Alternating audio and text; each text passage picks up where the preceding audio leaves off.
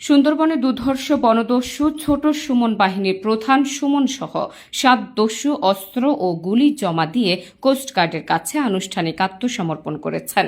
বৃহস্পতিবার বেলা 11টার দিকে কোস্টগার্ড পশ্চিম জোন সদর দপ্তর চত্বরে zonal commander captain Mohammad Mejbaul ইসলামের কাছে 5টি আগ্নেয়াস্ত্র ও 25 রাউন্ড তাজা গুলি জমা দিয়ে তারা আত্মসমর্পণ করেন। এ সময় কোস্টগার্ড, বিজিবি, পুলিশ, বন বিভাগ, র্যাব ও বিভিন্ন গোয়েন্দা সংস্থার ঊর্ধ্বতন কর্মকর্তারা উপস্থিত ছিলেন। এর আগে 2018 সালেও এই বাহিনীটি র্যাবের কাছে একবার আত্মসমর্পণ করেছিল। জেলেদের ধরে আপনার ওদের বিকাশ নাম্বার দিয়ে টাকা নেওয়া, এগুলো ওদেরকে একটা নাম্বার দিতাম, বিকাশ নাম্বার, ওরা বাড়ি যেয়ে যোগাযোগ করতাম। সুন্দরবনে খালে যাইয়ে থাকতাম, নকল হইয়ে টঙ্গুড হইয়ে খালের আগায় রান্না করে খাইতাম। লোকজন ধরতাম, লোকজন পাইলে সামনে জানলে ধরে ওই লোক উড়ে নিতাম বা কই দিতাম যে এই নাম্বারে যোগাযোগ করু। পরে মনে করেন যে অনেক হয়রানি হয়েছি। তারপরে ব্যবসা বাণিজ্য টুকটাক যা করতাম সবই বন্ধ হয়ে গেছে। তারপরে আপনার মামলা খাইলাম, জেল খাটলাম। পরে আইও মনে করেন ভালোভাবে থাকতে পারিনি। এরপরে আমি সুন্দরবনে যাই। এখন আবার আসার জন্য উদ্যোগ নিয়েছি, হচ্ছে সবকিছু মনে করেন আমরা সরকারকে বললাম, সে প্রস্তুতি দিচ্ছে যে আমরা ভালোভাবে থাকতে পারবো, কেউ ডিস্টার্ব বা হয়রানি করবে না। আগে যেভাবে কাজ কাম করতাম, ব্যবসা বাণিজ্য করতাম, ওইভাবে করে খাইতে পারবো। এর জন্য আমার নিজের ইচ্ছাতে মনে করেন আত্মসমর্পণ করছি। 5টা অস্ত্র আর 25 পিস গুলি, 7 জন সদস্য। তারপরে 5 তারিখের পরে আমি অমৃত করি।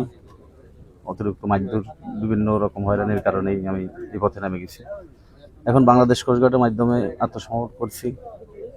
দেখি আল্লাহ পাকের পরে কোথায় কি ব্যবস্থায় মানে জীবন জীবিকা কাটায়। তবে আর কখনো মনে করেন এরকম খারাপ পথে কিংবা এরকম অপরাধী পথে যাওয়ার মতো আর কোনো চিন্তাধারা নাই।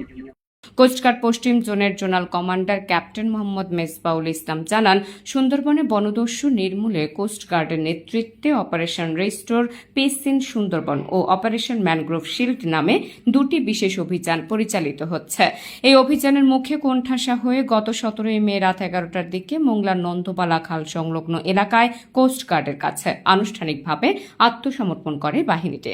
সে সময় তাদের কাছ থেকে 2টি দেশীয় 1 নলা বন্দুক, 2টি দেশীয় পাইপগান, 25 রাউন্ড তাজা গুলি ও 3 রাউন্ড ফাঁকা গুলি উদ্ধার করা হয়। আজ বৃহস্পতিবার সকালে কোস্টগার্ড সদর দপ্তরে তাদের আনুষ্ঠানিক আত্মসমর্পণ প্রক্রিয়া সম্পন্ন হয়। আত্মসমর্পণকারী দস্যুরা হলেন মোংলার বাসিন্দা বাহিনী প্রধান সুমন হাওলাদার, রবিউল মল্লিক, রফিক শেখ, সিদ্দিক হাওলাদার, গোলাম মল্লিক, ইসমাইল খান ও রামপালের মাহফুজ মল্লিক। বাহিনী প্রধান সুমন হাওলাদার বলেন, 2018 সালে একবার আত্মসমর্পণ করে ব্যবসা বাণিজ্য করে ভালোই চলছিলাম, কিন্তু বিগত 5ই আগস্টের পর হামলা, মামলা ও জেল জুলুমের শিকার হয়ে বাধ্য হয়ে আবারও এই পথে নামতে হয়। এবার সুযোগ পেয়ে আত্মসমর্পণ করলাম। সরকারের কাছে দাবি আমাদের মামলাগুলো যেন সহজ করা হয় এবং নতুন করে কোনো হয়রানির শিকার না হয়ে যেন স্বাভাবিকভাবে বেঁচে থাকতে পারে।